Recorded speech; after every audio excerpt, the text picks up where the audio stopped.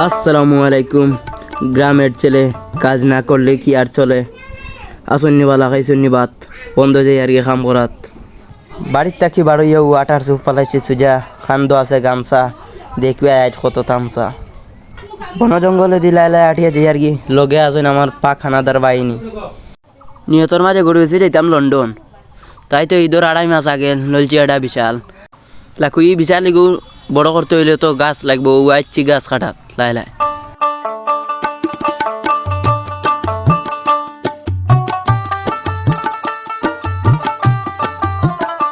এর মাঝে আইতে যে বাহিনী লগে লইয়া আসলাম তারাও আমার দেখা দেখি লাগ গেছেন গাছ তোলাত।